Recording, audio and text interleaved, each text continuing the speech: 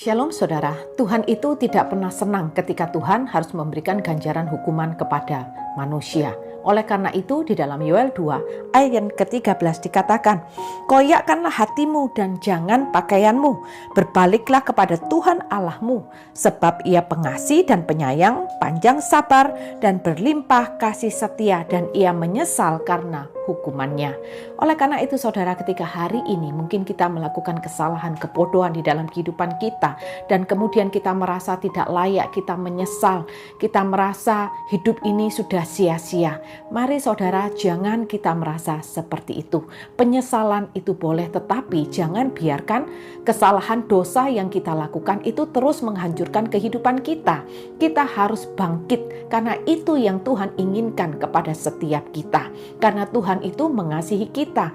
Dikatakan di dalam ayat yang barusan kita dengar adalah kita perlu datang kepada Tuhan.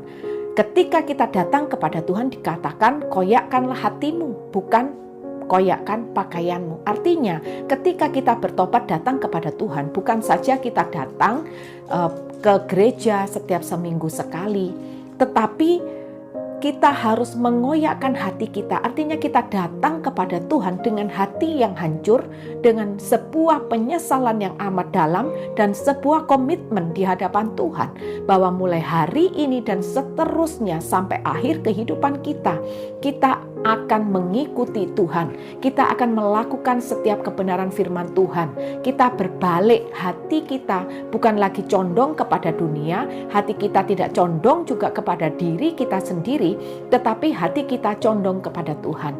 Hati ini difokuskan kepada Tuhan, dengan kepentingan Tuhan, keinginan Tuhan, kehendak Tuhan. Itulah yang kita cari di dalam kehidupan kita.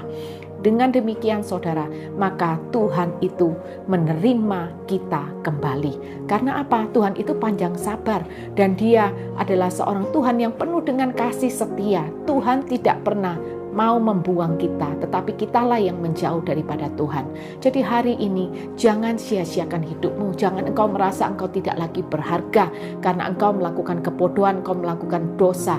Tetapi Tuhan itu tetap sayang kepada kita.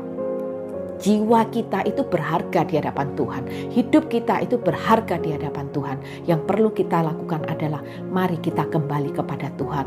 Ingatlah, mungkin orang lain akan menolak kita, orang lain boleh membuang kita, tetapi Tuhan tidak pernah membuang kita, karena Dia adalah Tuhan pengasih, penyayang, panjang sabar, dan kasih setianya itu berlimpah kepada kita.